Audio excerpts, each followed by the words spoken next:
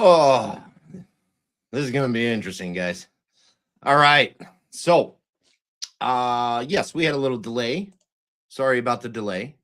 Doug did have a slight emergency at home. He had to play engineer real quick. Doug is here.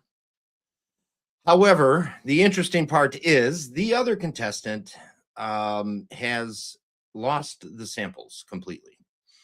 Not through any fault of his own or whatever, and there's no hard feelings here. But I cannot reschedule this one due to second round being underway. Samples need to go out to whoever wins this one, so I can get these samples out for the next go round and all that stuff.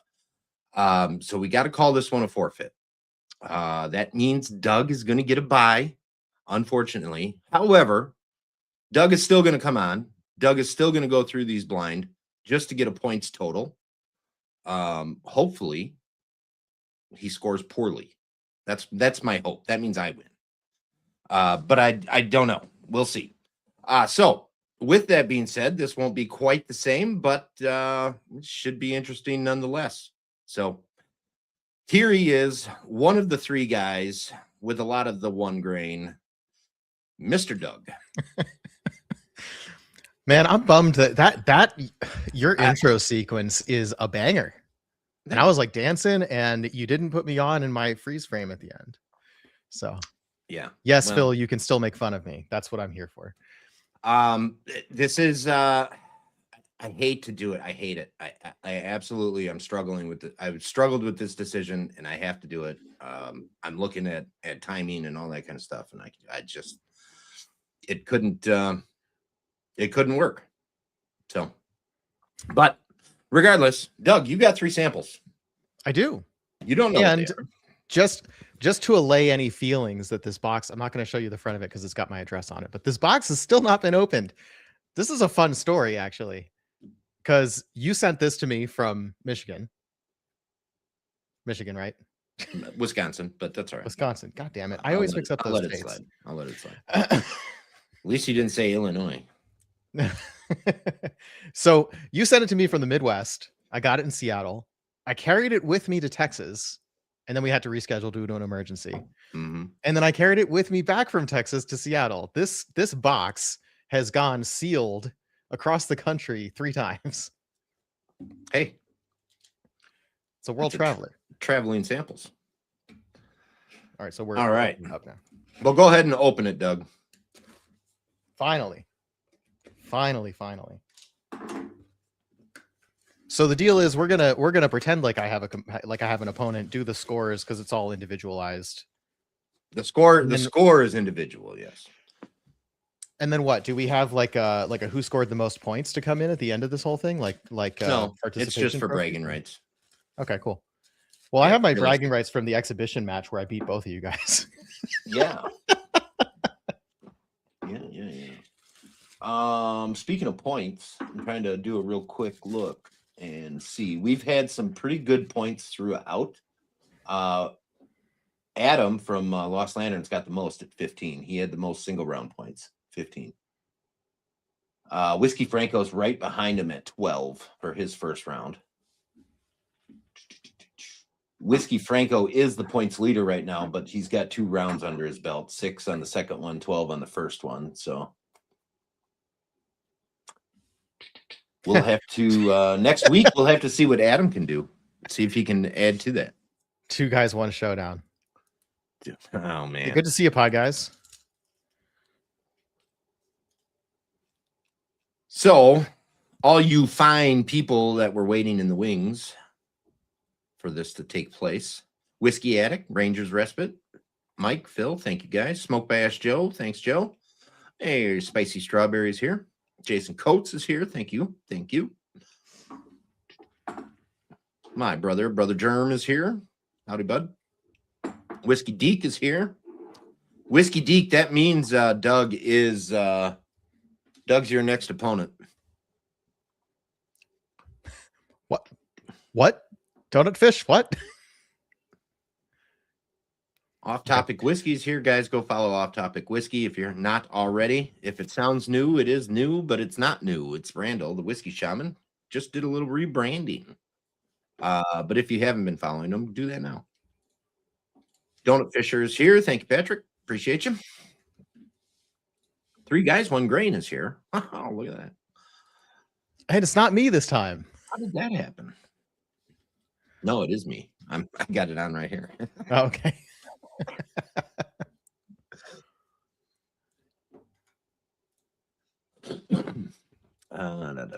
Who else? I'm prepping my score sheet real quick. Hopefully, I'm not missing anybody. I'm scrolling through pretty fast. Donut Fisher, I already caught him. Single Malt Frontier. Nashai 88. That's me. Nashai 88. That is a new name for the show, but thank you for joining. Sorry you're not getting the full effect of the actual what it is, but you're right. Jordan ain't got no love from the Bears, and he ain't going to show them no love on Saturday. It's going to be a blowout. Probably not. But Packers are still going to win. Packers by 3. Last second field goal, win the game. That's what's going to happen. Oh, we haven't actually started sample 1 yet, right? So I should keep. No, you get them. Yeah, get them in your glass. You can go ahead and start whenever you're ready, Doug. Okay, cool. I got my score sheet prepped. We got an Ethan here. That's a new name for me as well. Thank you, Ethan. Appreciate you. Jeremiah Knight, another new name. Thank you, sir.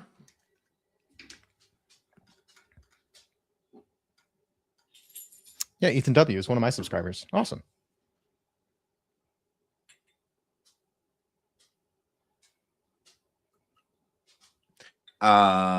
Deke, yes, exactly. Mine doesn't refresh either for some reason. I have to close it out and re-hit play again. The other contestant has lost the samples. He is thinking maybe they got thrown away, but he's not sure. So to be fair to all parties, there was a lot of lead time on this episode. Well, there was, and I am going to take a little bit of blame because I did not reach out a week ago or a week and a half ago and double check and make sure everything was good. But he did have them set up on his desk ready to go and was on a business trip for the last couple weeks, so he's not sure what happened.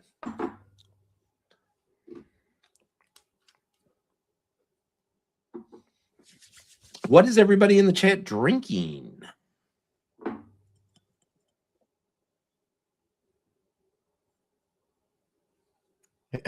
Is it possible to cross the streams? Never cross the streams. I mean, it might happen. Phil is advanced, and I guess I'm officially advancing. We could end up against each other at some point. Nope, you're on the same side of the bracket. Well, yeah, you would end up against each other at some point. Not at the very end, but at some point. Not at the final. Yeah, sorry. It would be. Let's see. I would have to go there, beat Whiskey Franco. Then he would have to, so you'd have to beat Whiskey Deke, and then still kind of waiting on the bottom half of that bottom portion of that bracket yet. If you all wonder what I'm looking at when I look over there and say that stuff, I got a giant bracket on the wall. I'd point the camera there, but that's a lot of work for me to get up and move the camera. Donald Rance is sipping on some 24-year-old Cooley right now. That is excellent. I bet you that's divine.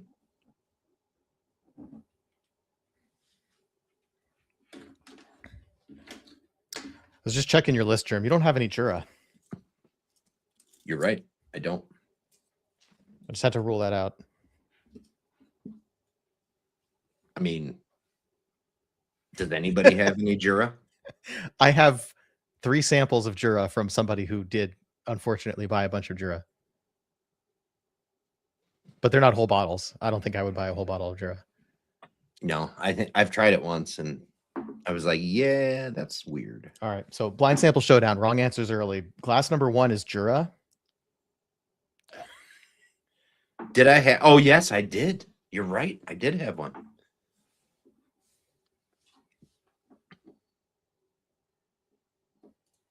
Oh, is it one of the IBs? That's cool. Because An IB I That's didn't gotta be this interesting. time around. I didn't do my homework of decoding your SMWS numbers, which I did last time. I It's wouldn't not worry about it collusion; too it's much. preparation. You don't need. Well, I suppose. Yeah, you don't really need to know the SMWS numbers. You're going to guess a distillery based on how it tastes, and then if you think it's an SMWS, you just got to say an SMWS. You know, I don't need to know Right. which bottle it is. Oh, Or you I don't you need take you to tell me. SMWS as a bottle guess? Yeah. Oh, okay. If you're going to go that route, yeah, for sure. Because I mean, the thing is, I'd want to cross-reference. Like I've always said, it's silly to guess something that's not even on your list. it is. You're right. So like if I think it's a certain distillery and none of your SMWSs are that distillery, guessing an SMWS doesn't make sense. Correct. Cardew. That's an interesting name too. There's a lot of Scotch talk. Ethan was drinking some McCarthy's PX earlier. That's fantastic. Ethan. Thanks, Patty. That is an excellent dram. Yeah. We were talking about the McCarthy's PX earlier. Yeah, that's a great bottle. I really like that. Speaking of McCarthy's, I am drinking some McCarthy's 10-year-old. Nice. Yes, very nice. And before I haven't gone so far as to publish this yet, but McCarthy's 10 is my whiskey of the year. I've confirmed it. I did it with a bracket. Okay. The videos for that are going to be coming out on Instagram soonish. I don't know if a bracket was required for that. No, it wasn't. I knew my pick before the end, but I gave it its fair due. And actually, my 4 finalists all compared pretty well to each other on the level. Yeah. So, all right, what are you getting on this one, Doug? What's this sample giving you? I'm getting bourbon. It's giving bourbon. Okay. Red cherries, oak. I would probably wild turkey. I want to say like Russell's Reserve 10 or something like that. Just to double check, it's not Beam. My warm-up drink was a Knob 9. You got time to make your actual guesses. We got a little bit yet. Yeah, just I struggle with tasting notes on bourbon because I just don't practice that very much. But I don't think you drink a lot of bourbon. I don't, and I definitely don't practice doing reviews of it. I just feel like it's a saturated market. Like who wants me, a single malt lover, to talk about bourbon? I mean, if the answer is somebody, let me know. Phases. I go through phases. I will like there's a point in time where I will drink bourbon every day for a month and be happy about it. And then there's times that I'll have a bourbon and I'm like, yeah, that's not what I want, and I'll have to move on to something else. So I got something a little funky going on there. That could be wild turkey, but I'm missing the toffee I'd expect from wild turkey. What have I ever done to you to make you think that I would send you a wild turkey? Your randomizer. Do you just not have any wild turkey? No, you do. I do. Yeah, I do. You have a singular bottle of wild turkey on this list. Yeah, I got more than that, I think. Kentucky Spirit is the one. And then I got then there's, let's see, what is there? Kentucky Spirit, WB Safo. Is that wild turkey? That is wild turkey. Oh, interesting. I wouldn't have known that. That actually might be it for wild turkey. I don't buy a lot of heritage bourbon. So on the palate and the finish, I'm getting this kind of like wispy, almost makes me think Canadian whiskey, but the rest of it doesn't really have a Canadian vibe. Okay. And it's like Smarties. And that makes me think possibly like Irish column still or blended. Like this could be Jameson Black Barrel or something like that. Which, by the way, everybody in the chat, Jameson Black Barrel is a really, really good budget bottle. It's Jameson ramped up a little bit. I wish they proofed it up a little bit more, and I think you can actually get it higher proof in Ireland. I want to say there's a cast strength version, but maybe not. Yeah. So If it before was the another McCarthy's, Irish, I wouldn't know. before the McCarthy's, I had a handfill of Westland, and Nice. Doug actually went and hand filled it for me I was going to because say that's my handwriting on that bottle. I know which one that is your handwriting. Yep. He went. They announced it. It was available. I hit Doug up and I said, "Hey, I really want a bottle of that." He made his way down to the distillery and filled one up for me, and I picked it up from him like 8 months later. And it is fantastic whiskey. That Westland is fantastic. All right, I got to start thinking about my guesses here. Phil, I think Jason would be one to answer this question. Jason, is that a thing? A cast strength black barrel, or Donald? Donald would be able to answer that too. Do they have such a thing over in Ireland and it just doesn't make its way here? Like it's not a distributed product?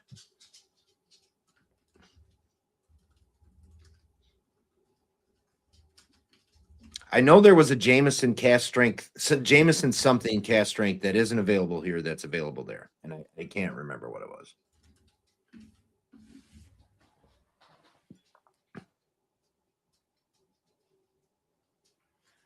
There's no way this is Jameson triple. Could be Black Barrel, but like I feel like it's another Irish. See, there is a cast strength version available. I do pay attention once in a while.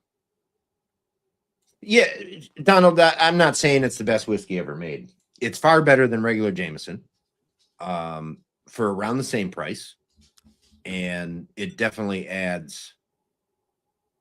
It adds a whole new element to regular Jameson.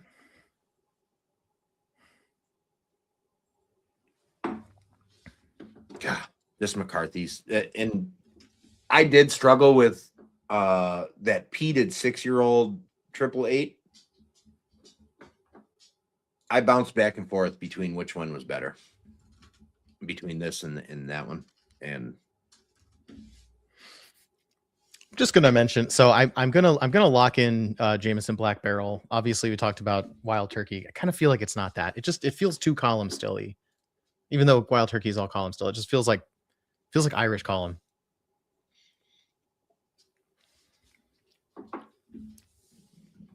But if I had to pick a backup, I'd probably say.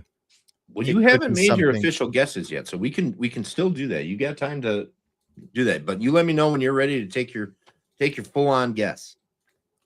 Yeah, we're gonna write it down before we go on to second bottle, right? Yeah. I also feel like we're pretty much 20 minutes in. I feel like it's probably time to lock something in. Yep. But I was going to say my backup guess on a bottle is going to be something like Whistler 7 or maybe Bushmills 12 or something. Like I just feel like it's a non-finished Irish. That's what I'm getting. Okay. Interesting. I like it. What is going on in the chat?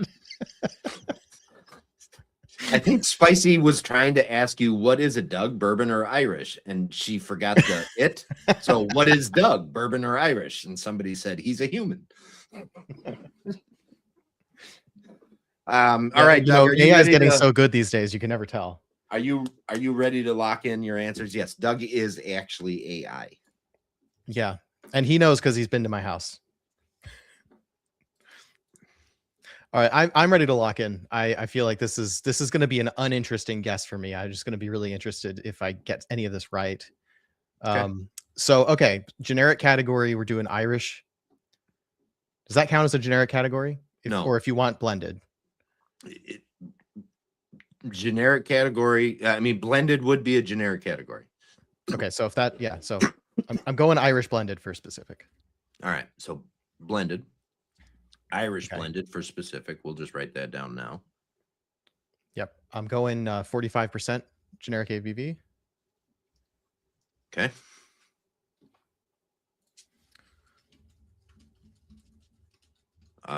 Generic casking. I'm going used. Specific proof. Specific proof. I'm going to go 40 to align with my bottle guess. 40% ABV. 40%.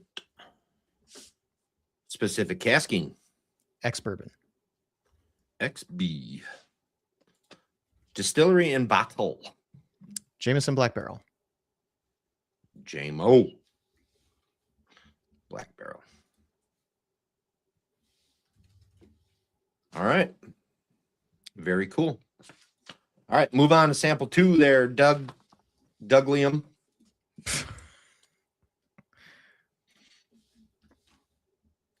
All right. And everybody's going to be held in suspense. They are going to be held in suspense. I have a lot of time. You know what I should do? I should call Zach and get him to come on and talk about banter with you. Dougathy. I like that. That's good. Dougathy. I get John a lot when I say Doug at like coffee shops. They hear John. That's a weird comment, Spice. I relate. I get it.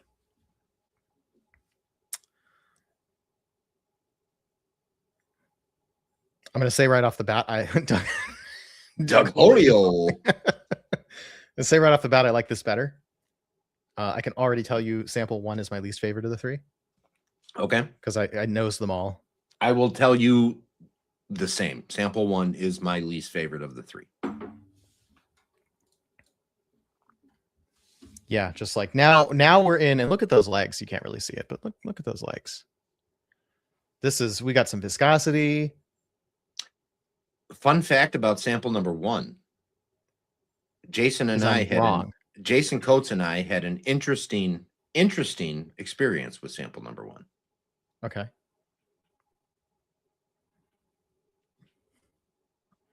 I don't know. Did it go somewhere it wasn't supposed to go? I don't know. No. I don't know if Jason will understand what that means and whatnot, but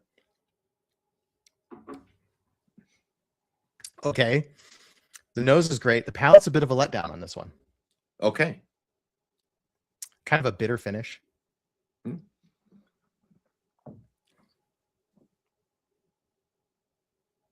What is great about the nose? What are you getting on the nose that makes it so lovely?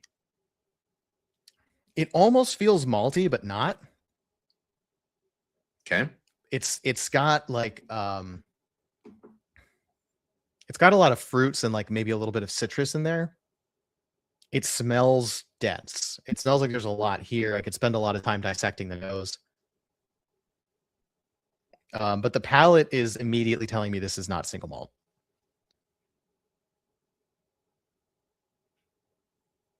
So I think. And so I don't think it's rye unless maybe it's Canadian rye. Like now I think we're in the realm of like it could be I mean, I don't know Canadian brands at all, so let's see what you got on your list. There's no section for Canadian. There is no section for Canadian. I think it would be I don't even know what the section is. Hold on. I can pull it up. I got it here.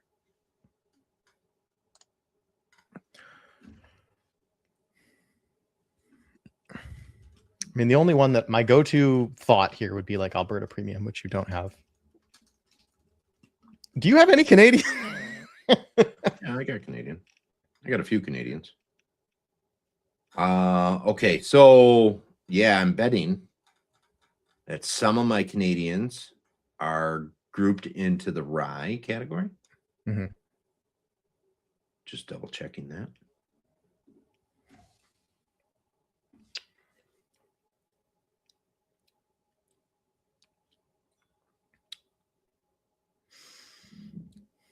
Okay, maybe not. Okay, here's a wild pull. This could be maybe, but I don't think so. But it could be Minden Mill bourbon.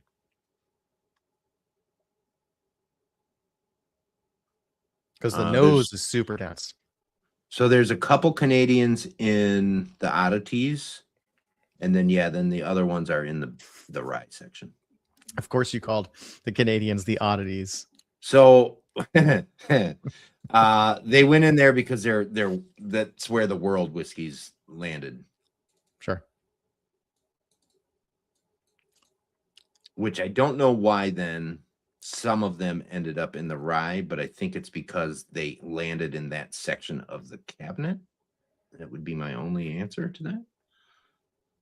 but I'm not finding them. This list is a pain in the ass to go through. I'm sorry, guys. Now there they are. Yeah, there's a couple of them in the rye category. So I'm thinking my wild poll here is this. I'm immediately thinking it's some unusual grain is going on here. Like it's not bourbon, rye, or single malt. It's something else. Could be wheat whiskey. Interesting. I don't think it's going to be something weird like, oh, that's an Indian single malt, and I've just not tasted enough of them. It just like it doesn't smell malty. It doesn't taste malty. The palate's really thin. But it's got a lovely floral citrus, a little bit oaky nose. Nice. When I first nosed it, my thought was rye, but the palate doesn't support that. I pull a little bit of earthiness out of this one. But the palate is just, it's so wispy. It's like almost not there. Mm-hmm.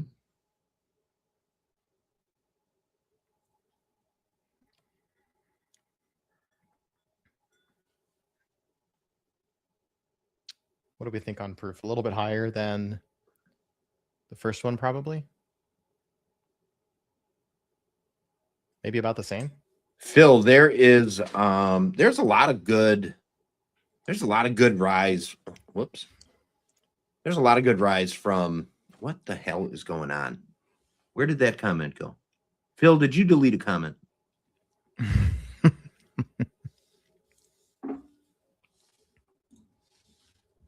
He did. Oh no, there it is.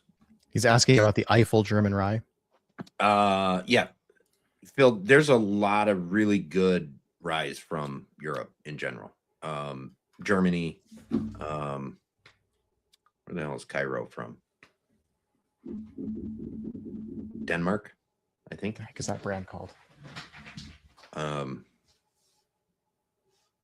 don't know whose internet is going haywire here. Doug, is your internet clunky sometimes? No, pretty solid generally. Yeah. Maybe it's me. Is it choppy for y'all? Finland. Yes. Thank you, Jason. Finland. Ooh, The last whiskey I remember that had such a thin palate was the Pendleton Midnight, which this is definitely not because it doesn't have any. I'm pretty sure this is a non-finished whiskey. Just like if it's new oak, there's like almost no oak on it. Also, could be something from the north. That's why I'm thinking Canadian. Or maybe we just pull German rye and we go just send a weird one. Phil, I can absolutely send you some. Spicy doesn't need to sneak it. And it's Eiffel, I believe.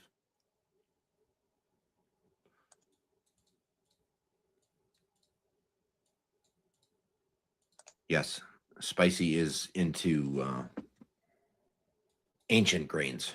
She likes whiskey made with ancient grains. Like the Westland Egyptian blue or whatever it is, the barley that they're doing? No, not barley. So like sorghum or spelt or spicy. What are some of the other grains? I can't think of the name of that. I know there's one that starts with an M.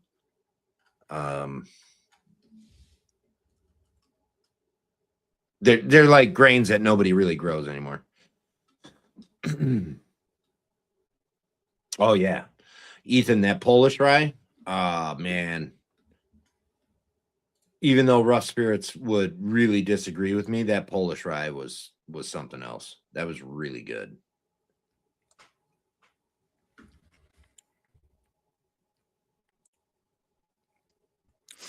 Tasting notes wise, I don't know what else there is to pull from this. I don't know what it is. No, I can't handle another one. I'm tapped out. I am at my bandwidth. Yes, Donald Millet. Thank you.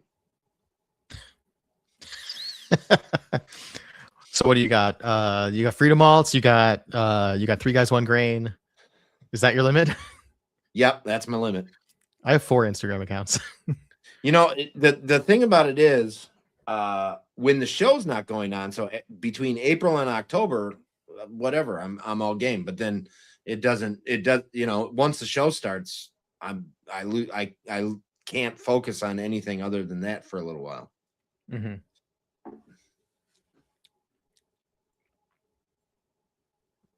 All right, where are you at on this one, Doug? You got your guesses?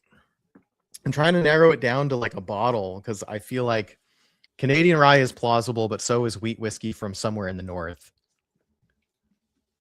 That's cool. I forgot all about that. You showed it to me the other day, and it then slipped my mind. 45th parallel is up north, right?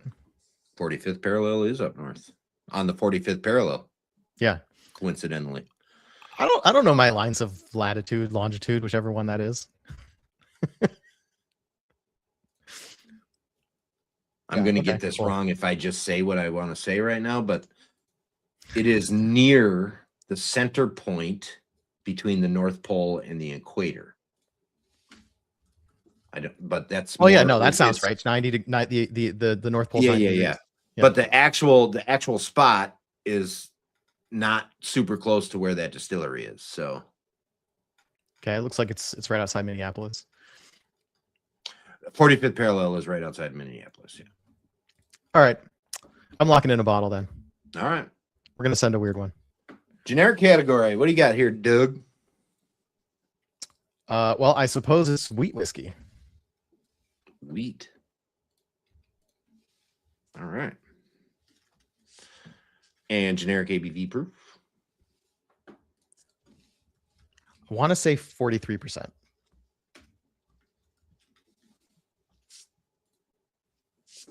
Generic casking.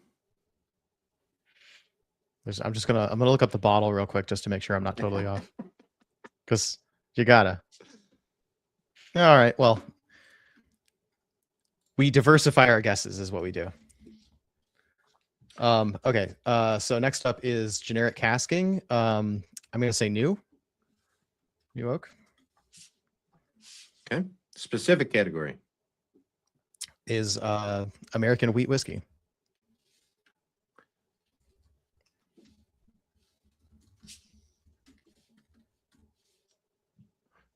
Specific ABV or proof? 48%. Specific casking. New oak. Staying with new. Yep. And bottle and distillery. 45th parallel red fife wheat. Red fife. Interestingly, my age guess would not have aligned with that bottle, but we're not getting into the age guesses because there's no tiebreakers today. There is no tiebreaker. And am I blurry? Is it internet problem, yes. Or is it my camera focus problem? No, it's internet issue because you keep pausing. Your video keeps pausing, but your audio is good. I have highlighted a comment from Spicy. I don't think he has Whistle Pig. You would be correct. I will not buy a Whistle Pig. I don't believe in their practice. I don't believe in their business model. Not anything bad about the whiskey. The whiskey is fine. Stuff that they buy from over the border. I just don't feel that it's worth, bringing across the border and immediately upcharging 300%. So that is why I do not buy Whistle Pig. I'm inclined to blame StreamYard for this though, because the same thing was happening the last time I was on StreamYard. Not my camera though, because I was the host. I think if you're the host, they prioritize your camera. But okay, because I'm not having any issues on my feed. But you look fine to me. Yeah. Well, thanks, Doug. I appreciate that. Yeah, you always look good. Yeah. Yes, Donald. Red Fife is Canadian wheat. That's very, very cool. 45th Parallel does source Canadian Red Fife wheat. However, it is grown in Minnesota. And then they distill it at the distillery if they're going to make the Red Fife wheat bottle. And it is a very, very fun bottle. Doug, I'm going to give you a hint here since it doesn't really matter too much. Sample number 2 is not the 45th Parallel Red Fife wheat. Okay. And I will send you a sample of that. So save a little bit of sample 2 so you can taste the two side by side. Cool. Was that like too? I'm locked in. I'm not going to change it. Was that too wild of a pull? Am I like way off base? No, actually, to be honest with you, I would have never ever sat down and side by sided sample number two to Red Fife with the Red Fife. So I'm interested to do that to Cool. see how that comes. But sample number 3, go ahead. Yeah. So I stuck my nose in here and I thought immediately Springbank and Sherry. Interesting. That was my first impression. That is why, and just because it's got that funky peat that's not Isla peat that's going on. And that's why I asked you about Jura. Because Jura also has that kind of funky peat that's not Isla. They're all good ryes. We just don't get them. I don't know. I'm partial to Alberta. Alberta rye is very good. Lot 40 is good. I like JP Weisers as well. I know that's, I think it's decent stuff. All right, what I'm going to say, I'm nearly certain all 3 of these whiskeys are under 50%. And that's wild considering how much cask strength stuff you have in your collection, Germ. If that's true. If these are all non-cask strength whiskeys, not even high ones. I don't think it's Springbank 15 though, because Springbank 15, at least the one I tried, was super sherried. Like I think this is a Springbank 10 with like a moderate sherry. Yes, Jason, I always forget that there is actually an Alberta premium that's not cask strength. Yeah. Or an Alberta rye that's not the premium. Yeah. When I say Alberta, I do mean Alberta premium cask strength. That's the Alberta. Did I tell you I got a bottle of Alberta premium cask strength for $30? Yeah, that's an awesome deal. Yeah. We actually think that they like typoed the price on the store and it was supposed to be 130. They for sure did. It's maybe 130 by you. It should be about $65 to $70, maybe. That would be my guess. I have not had the dark oak yet. I really, really want to. I have heard so many good things about it, and it is just, it's so difficult to find it for me.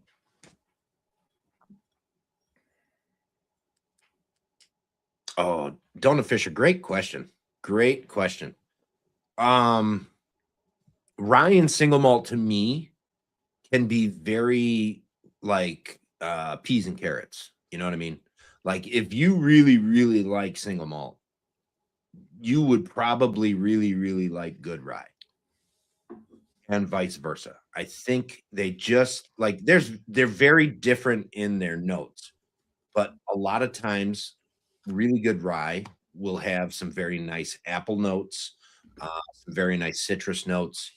And you can totally get those notes in single malts as well. And I think there's so much variation in rye as there is in barley. So you can definitely have a really good experience with both styles and enjoy both of them.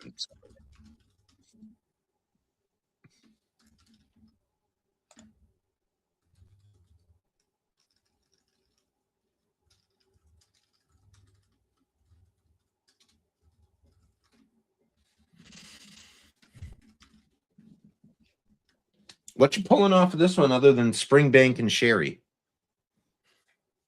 Oh, sorry. Yeah, I have a tendency like when it's a blind, when I think I know what it is, I just stop doing tasting notes, which is stupid. So I get like a little bit like decaying apple. Ooh. On the nose. Reminds me of foggy day, like a foggy day in fall, like all that sort of like there's some leafy decay. Okay. The palate is actually not screaming single malt to me, which makes me think this may not be Springbank. But my next closest guess would probably be Glen Scotia, and I don't think so. Donald, I love that idea. Thank you, sir.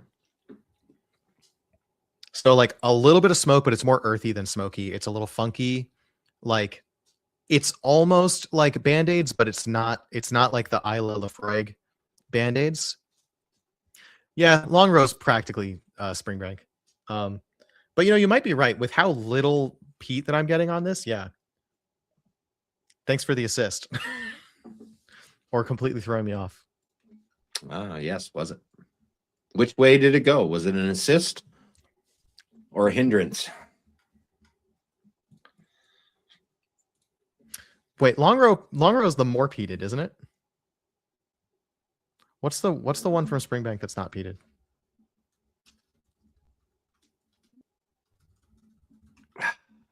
You're challenging my memory here. Okay. Hazelburn. Hazelburn is not peated. Long Grow is more peated. Springbank is in the middle. Yeah, I would go with Springbank out of the three then. You do have a Springbank 10 on the list. Let's check out if you've got a like Loch Lomond 12, I think is a possibility because I get like the same kind of lightly peated earthy decay kind of thing on Loch Lomond. Wow, interesting. Okay. You know what sucks about that? I just bought a Loch Lomond, but have not gotten around to opening it. So Loch Lomond 12. So I wouldn't be able to pull it parallel right now. Wow, really? Phil, that's a very interesting comment. Because Long Grow and Hazelburn are way harder to find than Springbank usually. Not always the case, but generally speaking, Springbank is on the shelf before either of the other two. So you do have a Glen Scotia, but it appeared in episode 12, sample 1. I've done my homework. And that means what? Does your randomizer not exclude things you've already picked? I don't. Oh. I don't pull anything out. Okay, great. That's good to know. I can stop wasting my time. It gives me a reason. It's like some people, it's like you're watching sports for your fantasy football team, right? Like so you can collect the stats for something else. Like I'm watching blind sample Showdown so I can cross things off Germ's list. Also because I like seeing you all guess things. Doug has been crossing things off on the list that have come out, and that's hilarious, man. I mean, you've got so many things that it doesn't change the odds significantly anyway. It does not. This isn't Talisker. It's not Highland Park. It's not any of those normal lightly peated things. The only thing, I don't think it's Talisker, but I haven't had a lot of Talisker besides the 10 and cask strength stuff. So maybe, but it's almost certainly not American single malt because I think I've had every peated American single malt and it doesn't resemble any of them. That's a bold statement. I'm for sure certainly wrong about that, but that's an opportunity for people to prove me wrong and tell me what I haven't had. That's a lot. I mean by brands. I don't mean every bottling. No, I know. I know what you meant. Even still, I think that's a crazy statement. I guess the thing is with 200 plus distilleries, you don't necessarily know who all is doing. Yeah, and there's more than 200 plus. I mean, there's definitely more than 200 because there's a whole ton of them out there that get zero recognition, and they're just little tiny guys that they put out 20 cases a year or whatever. Phil, yes, I have tried the Keschel peated. You sent me a sample. In fact, I had that as a warm-up dram on one of the episodes of Three Guys, One Grain. He's been talking about that particular bottle awfully a lot recently, and I'm going to go ahead and guess that it is one of the bottles in that box of 12. If that's true, it's very possible I've already tasted it and didn't like it in the context. There was one I tasted that I'm like, okay, that's peated and I don't like it. But it was like because it was a weird sulfury kind of peat, which does align was it number with my 3? memory. I think so, or number 2. Okay, so number 3 for me tasted like mildew musty. Like I love a musty malt, like old library books, wet cardboard, touches of wet cardboard, that kind of stuff. I like that musty kind of malt, but it touched on like you washed the towels and you left them in the washing machine for a couple days. Yeah, I hate that. And right. So did you do the and Judgment of Westland? everybody stop. You've all done it at least one time. Have you done the Judgment of Westland? Did you do that where they did the 4 different world whiskeys, or Westland plus 3 others, but they didn't reveal the distilleries, they only revealed the countries of those. Do you know about this?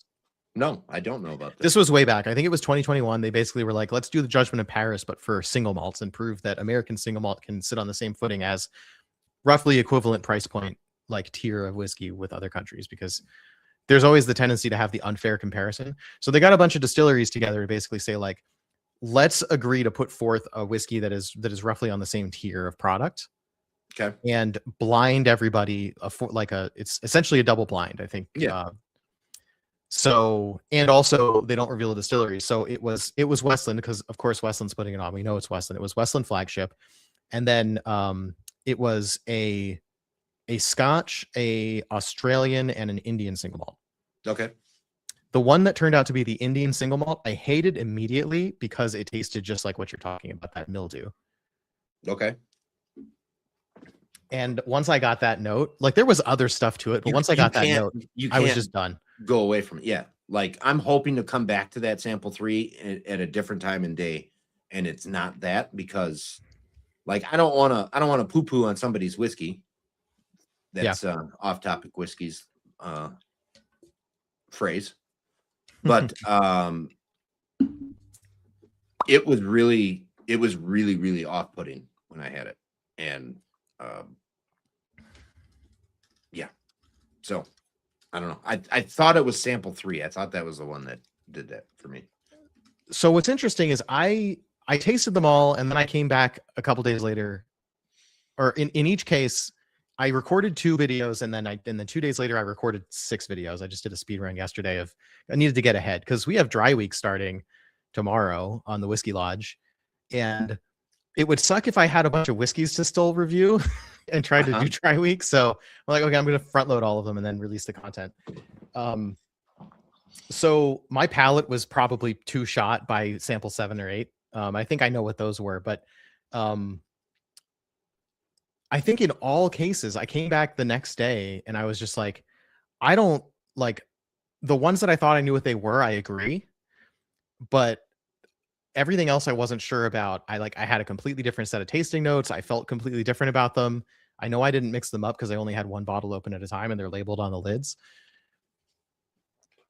The oldest single malt distillery in North America is in Nova Scotia. I know the answer. It's Glen Flora or Glen Brighton, whichever way you want to call it. Wait, is that what it's called? Yeah. Why didn't I remember that? But it's in Nova Scotia, right? Ooh, that's a great guess, Phil, but not quite. Yeah, so North America, not the United States of America. Not United States. North America as a whole. There is a Canadian single malt that predates McCarthy's. Yes. I think they were the first ones to get sued by the SWA also, weren't they? Ooh, fun. Donald? If I remember my tidbits correctly. So, okay, here's the thing I'm struggling over. So on the finish on this, it doesn't feel refined enough to be Springbank. It's kind of wispy and disappears a little bit. Like it's got a little bit of that sort of heat incense, wispy effervescent thing going on.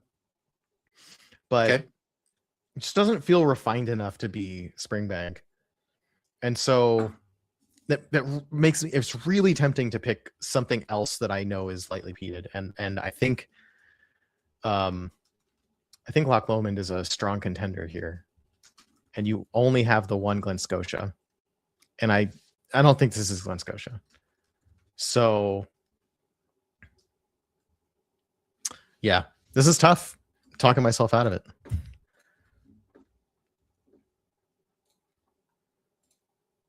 No. McCarthy's is the oldest single malt in America. St. George is the first craft distillery in America. But it wasn't whiskey. They were making other things. Oh, Glen Ora, not Glen Flora. I'm sorry. Glen Flora is a town up here. I'm an idiot. But Glen Brighton is what their labels say, right? Yes. Okay. And they had an issue with the Glen, of course. Or Brayton, maybe. Yeah, I don't know how to pronounce it, but yeah, Glen Brayton. Yeah. And another fun fact: Whistle Pig's single malt that they brought in that was 21 years, I think. I don't remember what the stupid name they put on it was that distillery. They bought it. They brought it across the border. They put it in an ex-rye cask for 4 months and charged $900 for it. You could go to the distillery that it was purchased from and buy a 19-year-old for like $200. So put that in your hat. Yes, that's right. They were the first to be sued by the SWA because they used the word Glen in their name.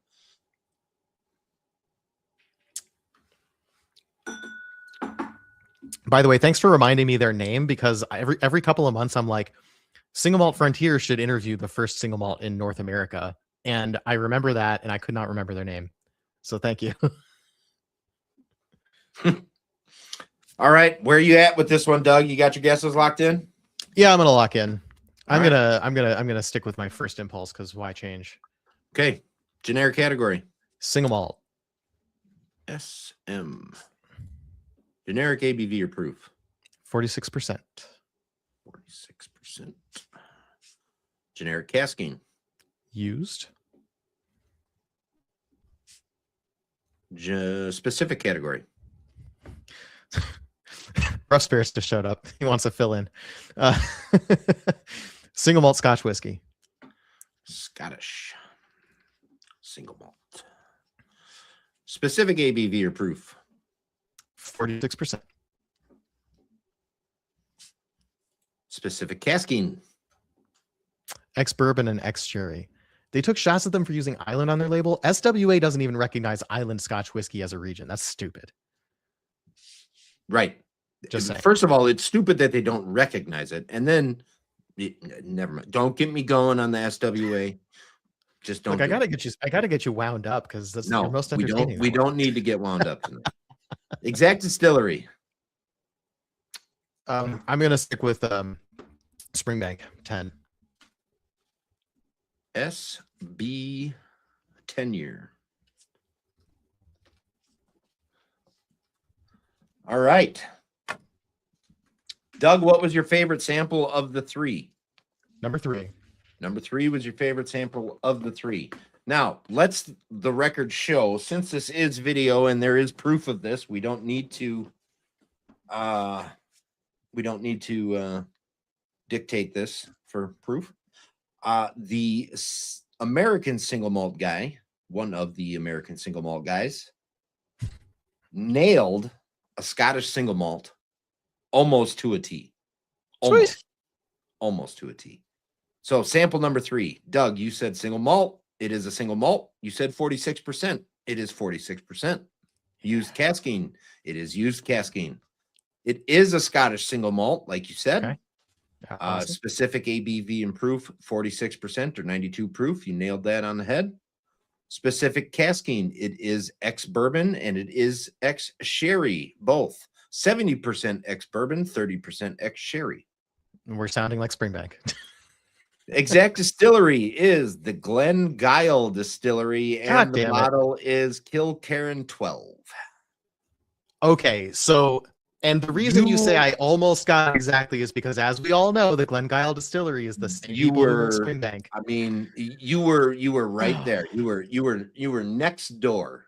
Damn it! It didn't even occur to me, Kilkerran. Because the only Kilkerrans I have right around it. You said Springbank, Longrow, but not Springbank, Scotia, Kilkerran, right there in the middle. The only Kilkerrans I've had are cask strength. I've never had a cool. That's so that was cool. A, I'm very happy with that. Really good sample, Doug. That was 6 points on that sample. Great job. I'm gonna just pat myself on the back and say 1 out of 2 for noticing it's the same distillers. Now, what I wanted to note for the record was the differences between sample number 3 and sample number 2. Okay. You said generic category on sample number 2. Oh, I forgot this part. Yes, Kilcairn 12. Sweet. Yes. By the way, Kilcairn 12, their corks are not great. And if you have an old Stranahan's cork, it fits in there really well. Nice. Just so Good you know. tip. Yeah. More Save your corks, reason. guys, especially the synthetic ones, because real ones break, synthetic ones break, and you want to have an extra one. That's what I'm saying, Jason. I should get 1 out of 2 for a distillery. But it's not. It's not. Glengyle is its own place. I know, it's all unofficial. It's a different building. The owners are there, but the distillery building is different, and the name is different on the front of the fucking building. Yep. That's where we're going with. You know, and I really like Kilcairn, but I don't think I've tasted even a single drop of Kilcairn in like 2 years. Wow, that's sad, Doug. You need to change that. I know where my bottles are. I'm about to go drink some. Yeah, like right after this. All right. So sample number 2. You said it was a wheat whiskey.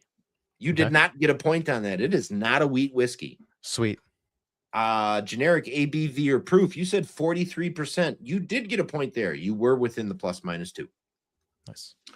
Generic casking. You said new. No points there. It is new and used. Of course. That's my weak category. Spot. You said American wheat whiskey, which for everybody out there who doesn't know what a wheat whiskey is, it is 51% wheat. The other grains can be whatever. It is, other than that specifics, it is same as bourbon or rye. All the rules apply except for the 51% of the grain needs to be wheat. The specific category is American single malt. God damn it. Specific ABV proof, you went up to 48%, which you just bounced right around it. It is actually at 45% or 90 proof. Okay. Specific casking, you said new. You are partially right. It is new and then finished in an extra añejo tequila cask. Okay. Weird. I don't pull that at all. I believe you, but I don't get that. The exact distillery, Doug, you said 45th parallel. The bottle you called the Red Fife whiskey. The exact distillery is out of Denver, Colorado. It is Stranahan's. And it is the Diamond Peak tequila finished. You know, Germ, I own that bottle. Sir. I know you do. You know what's funny? I don't like it. While you were talking about this whiskey, it holds up exactly what I remember. I don't like it. And your recent questions about the new Westward tequila finished, if you should or should not go after it. You were talking about this bottle. I'm like, you shouldn't go after that Westward one because I don't think you like tequila finished single malts. I think you might be right. My thought, though, because I remember I don't like the tequila finished Stranahan's. And by the way, just to be fair to Stranahan's, I love a lot of what Stranahan's puts out. I just think that was a weak bottle. Yeah, not everything is for everybody. It's just the way it works. It has nothing to do with they did something bad or. Hey, Spicy's with me. She doesn't pick up the tequila in it. I don't pick up tequila in it either, but it does have a touch of earthiness to it that isn't there on normal Stranahan's. And agave does explain that in a way that peat wouldn't, right? Like, where's that earthiness coming from? There you go. Exactly. Yep. Because actually, when I first poured it in the glass and I smelled it, I thought smoked cask, and then that never came back. Okay. Cool. All right. Sample number 1. So grand total of 1 point on the American single malt. 1 point on that one on the single malt. So 6 points on the Scotch, 1 point on the ASM. Look, let it be known my first love was Scotch. Way to prove that you should be doing the 3 guys 1 grain. You know, we got to talk about ASM. Look, as we all know, this is hard. This is very hard. and I am just messing with you anyways. There's certain distilleries like Springbank or Glenguyle. Oh, apparently. it just has certain hallmarks of flavor that are really hard to mistake. And like once you have that, you can narrow it down pretty quick to just a few distilleries. Yeah. Right. Stranahan's, like most of the time, I don't think I'd be confident that I would ever pull Stranahan's out completely blind, unless it was a specific bottle that I knew some flavor note from that is really unusual. So like Snowflake 2024, I've never had a whiskey that tasted like that at all. One guy, one scotch. Wait a minute. What was the question about? And this was the answer to. A little Jeopardy round here. What's the question? We'll leave that out there. All right. What's number one? Oh, is the heavily peated sherry as well. There, I found it. Okay. Never mind. Got it. We're good. Okay. Sample number one. Doug, you started out strong on this one, and then your answer locked in not so strong. Badly. Yeah. All right. Fair. Generic category. You said blended. Generic category on this one is a bourbon. 45% was your. I said blended. You said bourbon. Yeah, right. You started saying it tasted like bourbon to you. Oh, okay. In the beginning of tasting the sample, but you locked in the blended. Okay, cool. 45%. It is actually 50% or 100 proof. Okay. Generic casking. You said used. It is actually new and used. Okay, interesting. Specific category. You said Irish blended whiskey. It is actually a finished bourbon. Straight bourbon whiskey finished in. We'll get there in a second. Specific ABV, you came down to 40%. It is 50% or 100 proof. The specific casking, you said ex-bourbon. It is actually new charred oak and then put into an orange infused sherry barrel. The face. I love the face. Excuse me? Yes, an orange infused sherry barrel. Now, for those of you that need to, or is this good times? Know about this. Orange infused sherry barrels. They're ex-sherry barrels that then are filled with orange peels, and they sit in that barrel, and then they dump the orange peels, and then Phil, doesn't this sound like something Spooky Chicken would like? Wow. This sounds like something right up Spooky Chicken's alley. This is not to be confused with VDN. VDN is a whole different thing. Vino de Naranja. Yes, that is orange sherry. However, it's not there's no oranges in VDN. It is orange in color because they left the skins on, and the tannins in the skins turn everything orange. This is actually an ex-sherry barrel that they then peeled oranges and filled the barrel with orange peels. So it does a little infusion with the bitterness in the orange oil. Is this like a common practice? Because that's such a wild thing to do. It is not a common practice. There are currently about 2, maybe 3 distilleries that use them in the United States. This is one of them. Your exact distillery was, you said Jameson, which everybody, if you're not aware, Jameson is made at the Middleton Distillery. And then the bottle was Black Barrel, which, by the way, is a good one. If you see it in the store, pick it up. It's fun to drink. But that's not what this is. Right. Not orange wine or orange flavored wine. And VDN is not anything to do with oranges at all. This is the Driftless Glen Bourbon de Naranja. Interesting. Yes. Jason and I had an interesting experience with this. I bought this. I hated it. I thought it tasted like Dayquil, the orange Dayquil. I did not like it. Jason and I met up shortly after I bought this and tasted it and didn't like it.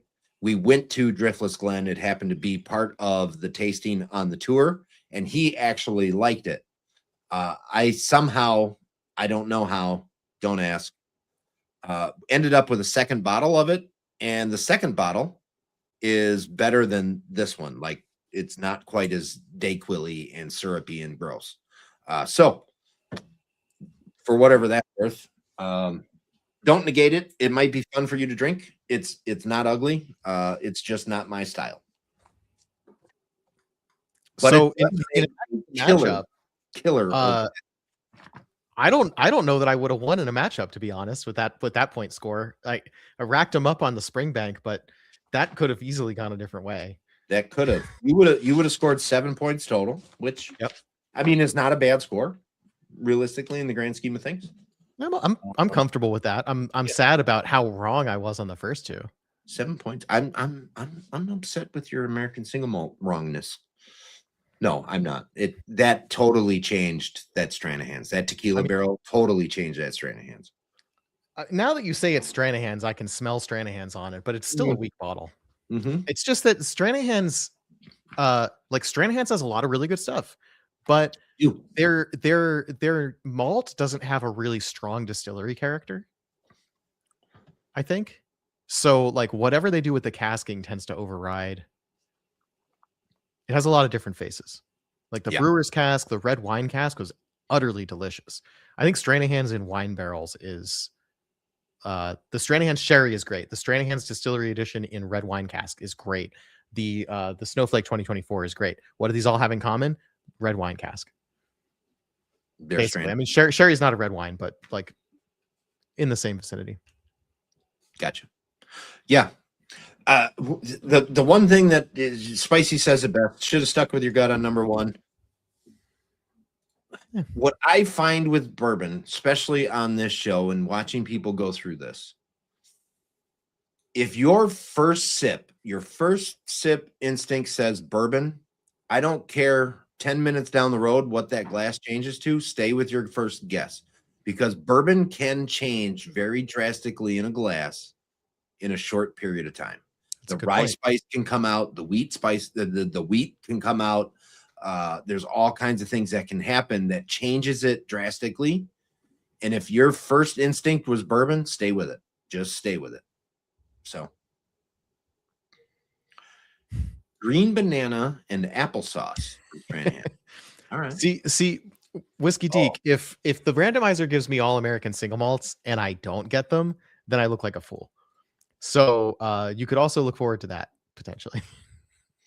Actually, judging by tonight's performance, I would hope it does give them all ASMs.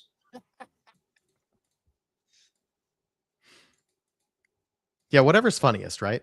Like that's the so-called streamer luck. Like it's not whatever's good for the streamers, whatever's funniest. Right. All right. So Doug, congratulations. You move on. Thank you. I really appreciate going through with. I mean, I've been anticipating drinking these samples for I don't know 6 months or something. I hated how it had to go this way, but I couldn't do a reschedule on it because it's too close. We get too close. So it's tough. There's no hard feelings. I hope there's none on Sev's end. I hope I get a chance to have a drink with Sev. And yes, and I told him, I said, if he does locate the samples, I told him, please enjoy them, and I will gladly let you know what they are. Yeah. So Doug, you move on. 2-4 is the next one. Yeah. 2-4. Well, that is coming up soon, huh? Yeah. I see the problem. Yes. So cool. Yeah. But yes. Yeah, Phil, I think I was immediately primed to not think ASM because I was fairly sure sample 3 was Scotch and sample 1 was bourbon on my initial impression. I just wasn't thinking about American single malt at all at that point. I still, even if I was thinking American single malt, I don't think I would have pulled Stranahan's out of this one. Let me go see if I just can't read my writing, Deke. What? Yeah. No, it clearly says 2-4. Well, Deke already knew what his date was. Yep. Yeah, didn't I? Did I tell you something different, Deke? Like, Phil says I forget who I'm losing to. It's all right. Everybody forgets. You're going up against Russell, Crass Leatherworks. Phil. Whiskey Deke thought he was on the 21st. I had to change that, remember, Deke? Or did I just not change my writing on there and I actually changed? Hold on. Hold, please. Finding out. Samples per week. Nobody can see this top secret list. This tells everybody what it is. So my prep for today also was I sampled a few bourbons and ryes because that's generally my weak spot. I was my biggest fear is that the randomizer would give me all bourbons. No, Deke, I think that's correct. You should be 2-4. Russell's 121. I will double check that with Russell because he's a fireman and he's at the station one of those 2 days. So like he couldn't do it the day that he was originally set for, and he told me right away. So you were the only one in that date that worked. So I flipped you too. But I'll double check with him tomorrow. I'm not gonna hit him. Well, unless he's in here. Is Russell in here? Sound off, Russell. But yes, one of those. Yeah, I think it's correct. I think I changed everything correctly. So it's difficult because I do the samples per the week before the people are there. I pour them, and I write that week on there. And if I have to change the date for the people, then I got to make sure I change everything around on here. And sometimes I forget to change that date. So here's a suggestion. What Phil does for the Virginia Whiskey Tournament is he calls all of these bouts. That's an inside joke.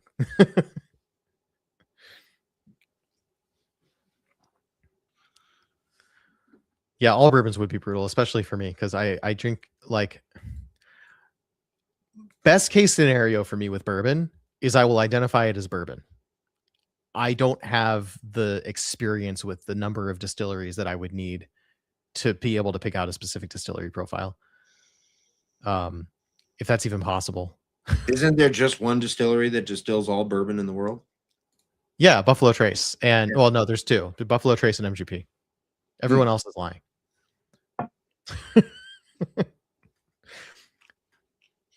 I'm kidding. I kid. Of course. Obviously, Okay, Beam. I like Beam bourbon. Has a specific. Corn does suck, but I like bourbon. Last time I tasted a Beam sample, I was like, I don't get the peanut note, and I was worried. So I did a side by side of any other bourbon. So I chose Maker's 46 because it was the closest thing, and Beam to just remind myself what the Beam peanut note tastes like. So I don't always get peanut out of Beam. Now, when I say Beam, I'm not buying Knob Creek or Jim Beam White or Black Label or whatever. I do the Booker's batches. And yeah, those have some variance in them. Those batches, there's some serious variance in them, and there's a lot of them that I don't get peanut at all, and there's some of them that I get like grandma's perfume, like strong, which is really fun for bourbon. There was a 2022 was my first one, and had a lot of not peanut at all. It had a lot of like, it reminded me a lot of Wild Turkey, honestly. Okay. The 2024 had a lot of like peanut and toffee and peanut brittle all day. So I agree, lots of variants, it makes it a good brand. I do want to get shirts that have a hashtag corn sucks on them. That is a Freedom Malt shirt that I would love to have made. So Jason Coates said Stranahan's gives green banana and applesauce for him. Yes. I'm gonna go look for that because sometimes I need to read other people's reviews more to like get the power of suggestion and expand my tasting notes vocabulary. Yeah. All right. Yeah. Hey, all right. You all should follow 3 Guys 1 Grain. Yes, please, guys, go follow 3 Guys 1 Grain. We got a series of shorts dropping. I didn't do any ads tonight. I was feeling a little bit tonight, but I will say this: if you come to Wisconsin, go fucking shop at Richard's Liquors. Don't disappoint me. Just go there. Just go there and buy some shit. It's what you need to do. Oh, did you forget to show the ad? I did. And it's not that I forgot. It wasn't a ton of people watching, and it was kind of a different thing tonight. The vibe wasn't there and all of that stuff. So, well, thanks for telling me I don't bring the vibe.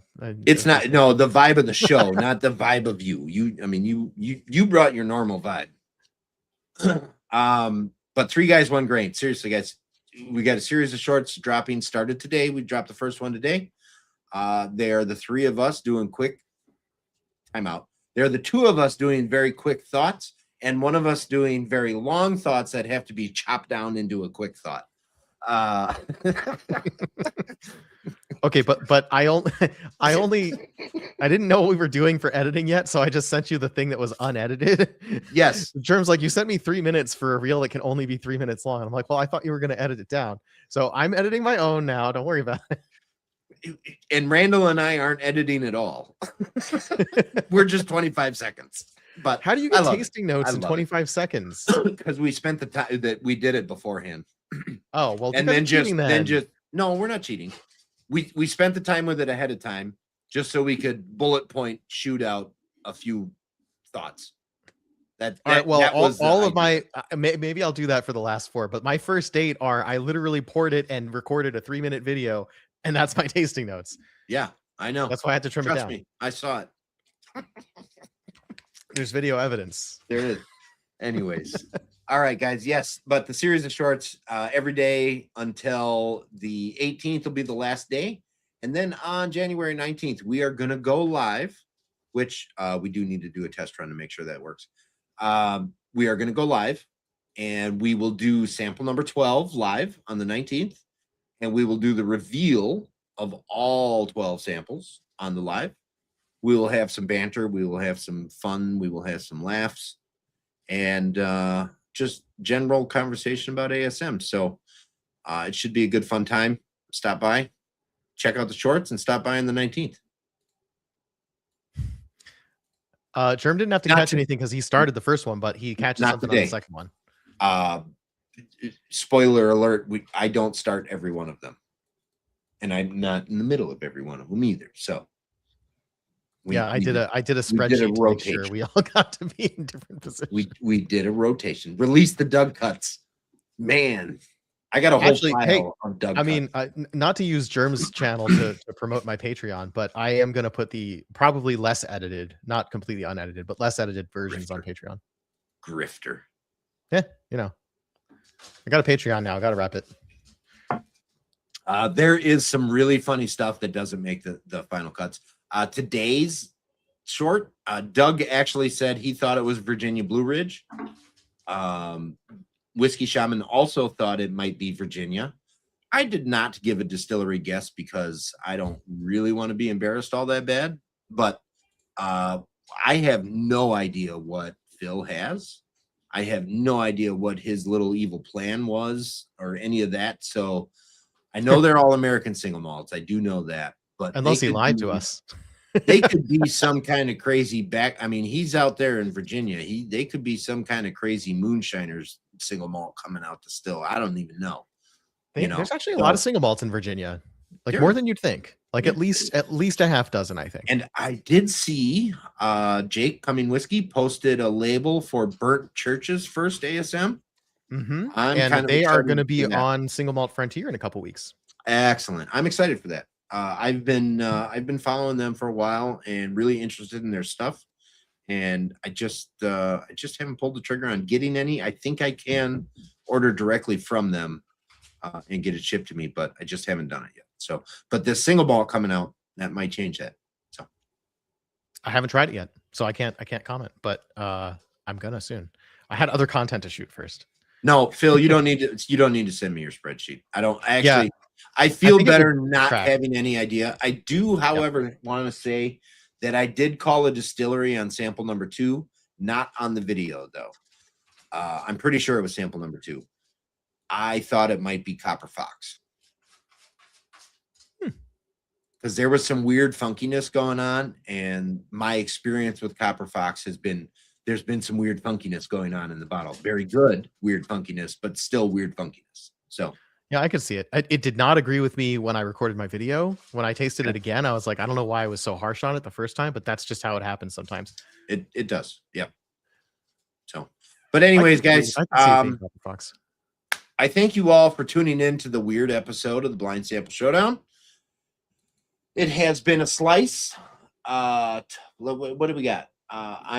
We have one more round one makeup round to do. That is on January 22nd.